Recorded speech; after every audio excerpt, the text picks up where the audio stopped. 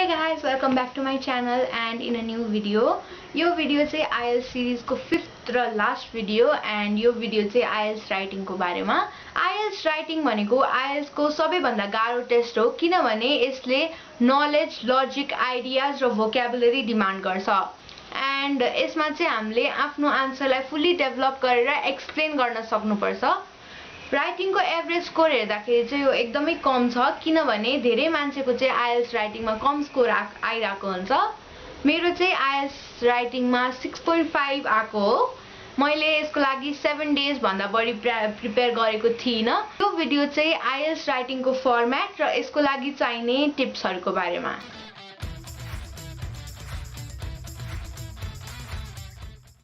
IELTS writing को format को कुरा गर्नु पर्दाखेरि यो एउटा 60 मिनेट्स को टेस्ट हो जुन चाहिँ 2 पार्ट्स मा डिवाइड भएको हुन्छ. टास्क 1 र टास्क 2. टास्क 1 को लागि चाहिँ हामीले 20 मिनेट्स अनि टास्क 2 को लागि चाहिँ 40 मिनेट्स पाउँछौं. मार्क्स को कुरा गर्नु पर्दाखेरि टास्क 1 ले 1/3 पार्ट क्यारी गर्छ मार्क्स को एन्ड टास्क 2 ले चाहिँ 2/3 पार्ट क्यारी गरेको हुन्छ.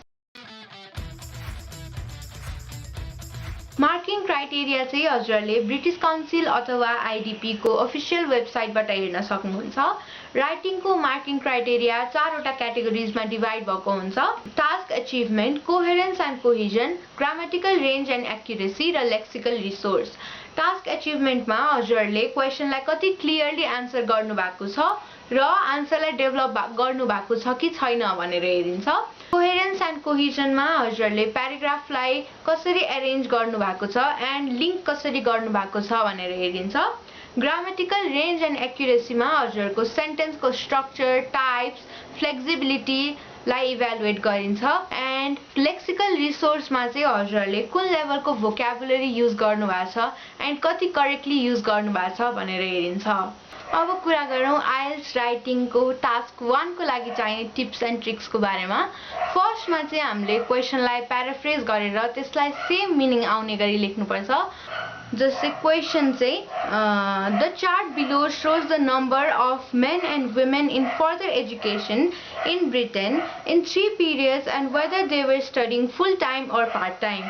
यसलाई प्याराफ्रेज गर्दाखेरि चाहिँ the bar chart illustrates the number of male and females engaged in further education in Britain. It shows whether they were studying part time or full time and is divided into 3 periods. यस दुवै सेन्टेन्सको meaning चाहिँ same छ तर यसमा use भएको वर्ड्सहरु चाहिँ केही हदसम्म different छन्. सो यो टेक्निक चाहिँ हामीले सिक्नुपर्छ एन्ड यसलाई चाहिँ हाम्रो राइटिङमा एप्लाई गर्नुपर्छ.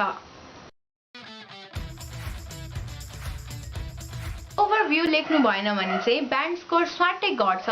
So overview is a must. ओभरभ्यूमा चाहिँ हामीले नम्बर इन्क्लुड गर्न पाउँदैनौं, नम्बर र डेटा. यसमा चाहिँ हामीले ओभरअल ट्रेन्डलाई चाहिँ डिस्क्राइब गर्नुपर्छ.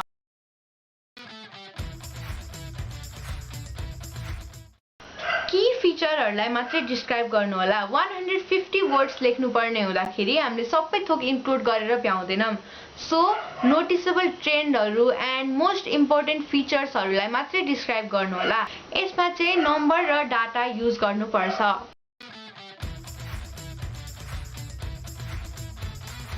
हामीले चाहिँ राइटिङ को स्ट्रक्चर चाहिँ लेख्न भन्दा पहिले प्लान गर्नुपर्छ. यस्तो गर्दा चाहिँ हाम्रो आइडियाजहरु राम्ररी फ्लो हुन्छन् र लिंक हुन्छन् एन्ड सब सेन्टेन्सहरु चाहिँ कनेक्टेड हुन्छन्. केही पनि नसोचिकन केही पनि प्लान नगरिकन लेख्न थाल्यौं भने चाहिँ कतै केही छुटेको कतै केही नमिलेको जस्तो लाग्न सक्छ. हरेक सेन्टेन्स लेख्न भन्दा पहिला एकचोटी मनमा नै भनेर त्यसको ग्रामर र सेन्स चेक गर्नुपर्छ. त्यो त्यसरी भन्दाखेरि आफूलाई केही नमिलेको जस्तो लागेमा चाहिँ त्यसलाई रेक्टिफाई गर्न मिल्छ एन्ड रिथिंक गर्न मिल्छ सेम सेन्टेन्सको बारेमा. टास्क 1 मा 7 वटा टाइप्सको क्वेशन हुन्छन् एन्ड यसमा चाहिँ इन्ट्रोडक्सन, कन्क्लुजन, ओपिनियनहरु चाहिँ लेख्नु पर्ने हुँदैन. यसमा चाहिँ डिस्क्रिप्सन, कम्पेयर एन्ड कन्ट्रास्ट जस्तो क्वेशनसँग डिल गर्नुपर्ने हुन्छ. राइटिङ टास्क 1 मा आउन सक्ने क्वेशन भनेको चाहिँ line graph, bar graph, pie chart, table, map, combination, process यिनीहरु मध्ये एउटा क्वेशन आउँछ. सो सबै टाइपको क्वेशन्सहरु चाहिँ प्रिपेयर गर्नुपर्छ एन्ड सबै टाइपको क्वेशनको चाहिँ युज गर्ने भर्ब चाहिँ स्पेसिफिक हुन्छ, सो त्यो सिक्नुपर्छ। एन्ड त्यो भर्बहरूको सिनोनिम पनि सिक्नुपर्छ, जस्तै इलस्ट्रेट्स, शोज, डेपिक्ट्स एटसेट्रा। तर सिनोनिम युज गर्दा चाहिँ मिनिङ आउने गरी एन्ड प्रिसाइजली युज गर्नुपर्छ। आफूलाई थाहा नभएको वर्ड युज गर्नुभन्दा आफूलाई थाहा भएको सिम्पल वर्ड युज गर्नु राम्रो हुन्छ। एन्ड कम्प्लेक्स वर्ड युज गर्ने चक्करमा गलत वर्ड युज गर्नुभयो भने चाहिँ मार्क्स काटिने हुँदाखेरि त्यो कुरामा चाहिँ विचार गर्नुपर्छ। एन्ड वर्ड चुज गर्दा चाहिँ एकदम केयरफुल हुनुपर्छ। एउटा सबैभन्दा इम्पोर्टेन्ट कुरा भनेको चाहिँ सबअर्डिनेट क्लज। सबअर्डिनेट क्लज युज गर्नु भएन भने हजुरले जति राम्रो एस्से लेखे पनि हजुरहरू चाहिँ ब्यान्ड 4 मै स्टक हुनुहुन्छ, किनभने मार्किङ क्राइटेरियामा नै सबअर्डिनेट क्लजको युजलाई चाहिँ इन्क्लुड गरेको छ। After, although, because, therefore, as long as जस्तो क्लजहरू युज गरेर चाहिँ हजुरहरूले सेन्टेन्स लेख्नुपर्ने हुन्छ। Prepare, practice, plan, write, proof read यो स्ट्र्याटेजी चाहिँ युज गर्नु होला। एन्ड 150 वर्ड्स भन्दा बढी लेख्नुपर्ने हुँदाखेरि चाहिँ सेन्टेन्सहरूलाई कसरी एक्सटेन्ड गर्ने भनेर चाहिँ सिक्नु होला। बढी लेख्दा केही पनि बिग्रिँदैन, तर कम लेख्नु भयो भने चाहिँ मार्क्स काटिने हुँदाखेरि 150 भन्दा बढी वर्ड्स हुने चाहिँ मेक स्योर गर्नु होला। एन्ड एक्जाममै पाउने पेपरमा चाहिँ लेख्नु भयो भने हजुरको 150 वर्ड्स कहाँनिर पुग्छ भनेपछि मैले कतिसम्म लेख्यो भने चाहिँ हुन्छ भन्ने कुराको आइडिया हुन्छ। सो टास्क 1 मा चाहिँ यही कुराहरूमा ध्यान दिनु होला।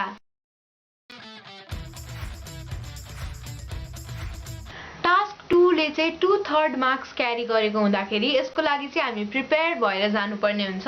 टास्क 2 मा हामीलाई एउटा स्टेटमेन्ट अथवा प्रिमाइस दिएको हुन्छ एन्ड यसको रेस्पोन्समा चाहिँ हामीले एस्से लेख्नुपर्ने हुन्छ। ओपिनियन एस्से, डिस्कसन एस्से, डाइरेक्ट क्वेसन एस्से, एडभान्टेज डिसएडभान्टेज एस्से अथवा प्रब्लम सल्युसन एस्से यो 5वटा मध्ये कुनै पनि एस्से आउन सक्छ। सो यो सबैको फर्मेट चाहिँ हेरेर एन्ड बुझेर जानु होला।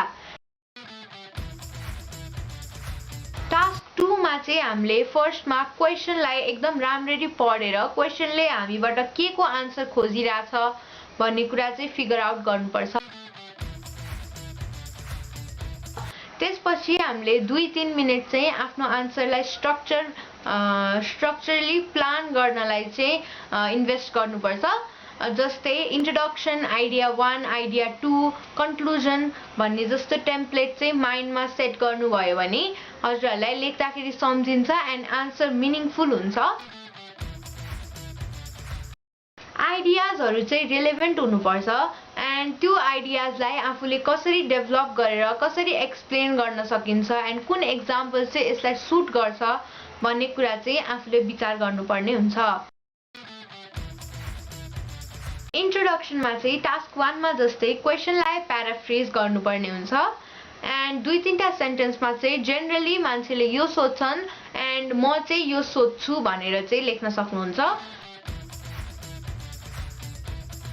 त्यसपछि चाहिँ आफूले डेभलप गरेको आइडियालाई चाहिँ टपिक सेन्टेन्स बनाएर 2-3टा प्याराग्राफ लेख्नुपर्ने हुन्छ। क्वेसनमा के सोधेको छ त्यही अनुसार चाहिँ त्यो बढी प्याराग्राफहरूमा चाहिँ हामीले लेख्नुपर्ने हुन्छ। आफूले जेनेरेट गरेको आइडियासँग फिट बस्ने एक्जाम्पल एन्ड त्यसलाई कम्प्लिटली एक्सप्लेन गर्न सक्नुपर्छ। कन्क्लुजनमा चाहिँ कोहेसिभ डिभाइस जस्तै इन कन्क्लुजन, टु कन्क्लुड अनि दिस मिन्स द्याट जसरी कोहेसिभ डिभाइस युज गरेर आफ्नो ओपिनियनलाई स्टेट गर्नुपर्छ एन्ड आफ्नो क्लियर पोजिसन दिनुपर्ने हुन्छ। अगाडिको प्याराग्राफहरूको मेन आइडियालाई चाहिँ यसमा समराइज गरेर लेख्नुपर्ने हुन्छ। कन्क्लुजन चाहिँ मस्ट हो, किनभने कन्क्लुजन लेख्नु भएन भने चाहिँ हजुरको ब्यान्ड स्कोर घट्छ। सो कन्क्लुजन लेख्न नछुटाउनु होला। Power, planning, organising, writing, evaluating र रिभाइजिङ यो स्ट्र्याटेजी युज गर्नुभयो भने चाहिँ हजुरको एस्सेहरू अपलिफ्ट हुन्छ एन्ड ब्यान्ड स्कोर हजुरको बढ्छ। लिङ्किङ वर्ड्सहरू युज गर्दाखेरि चाहिँ कहिले पनि ओभर युज गर्नु हुँदैन। हरेक सेन्टेन्समा जबरजस्ती लिङ्किङ वर्ड्स युज गर्नुभयो भने चाहिँ एस्से मोनोटोनस र बोरिङ हुन जान्छ। प्लेगरिजम चेक हुने हुँदाखेरि चाहिँ हजुरहरूले कुनै पनि बुक अथवा वेबसाइटबाट चाहिँ एसे घोकेर नजानु होला। स्ट्रक्चर प्लान गर्न मिल्छ तर टेम्प्लेट घोकेर एन्ड त्यो फर्मेट घोकेर चाहिँ नजानु होला। आफ्नो माइन्डमा चाहिँ म यसरी यसरी यसरी यसरी लेख्छु भन्नु होला, तर त्यो लाइन्सहरू चाहिँ नघोक्नु होला। हजुरहरूले चाहिँ टास्क 2 मा 250 वर्ड्स भन्दा बढी लेख्नुपर्ने हुन्छ। सो त्यो एकै पेजमा नअटाउन सक्छ।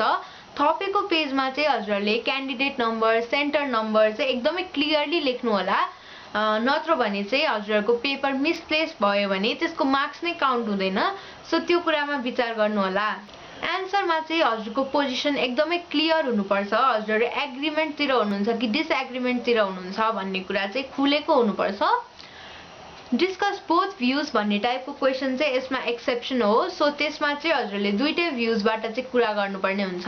टास्क 1 मा जस्तै टास्क 2 मा पनि हजुरले सब अर्डिनेट क्लजेसहरूको चाहिँ युज गर्नुपर्ने हुन्छ। यसमा चाहिँ भेराइटी अफ सेन्टेन्सेस जस्तै simple sentence, compound sentence, complex sentence, question sentence, conditional sentence, passive sentence जस्ता सेन्टेन्सहरू चाहिँ युज गर्नुपर्ने हुन्छ। सबै टाइपको सेन्टेन्स युज गर्नुभयो भने चाहिँ धेरै राम्रो हुन्छ। राइटिङ भनेको चाहिँ एउटा गाह्रो टेस्ट हो। सो यसको लागि चाहिँ एकदमै राम्ररी प्रिपेयर गर्नुपर्ने हुन्छ। हजुरहरूले चाहिँ वेबसाइट अथवा बुकहरूबाट चाहिँ ब्यान्ड 9, ब्यान्ड 8, ब्यान्ड 7 एसेहरू चाहिँ हेर्नु होला एन्ड त्यसको फर्मेटहरू चाहिँ बुझ्नु होला। यो आइएल्स सिरिजको बुक क्याम्ब्रिज आइएल्स 11, 12 त्यसै खाले बुकहरूमा पनि लास्टमा चाहिँ आन्सरहरू हुन्छ एसेको एन्ड त्यसमा चाहिँ एक्जामिनर्स रिभ्यू भनेर चाहिँ यो एसेमा के कम छ अथवा यो एसेको के चाहिँ राम्रो छ भनेर लेखेको हुन्छ। सो त्यो पढ्नु भयो भने चाहिँ हजुरहरूलाई अझ बढी आइडिया हुन्छ। यो थियो आजको भिडियो आइएल्स राइटिङको बारेमा। आइएल्स एक्जाम दिने सबैजनालाई मेरो तर्फबाट बेस्ट अफ लक। यो भिडियो मन परेमा please like, comment, share and subscribe to my channel. Thanks for watching.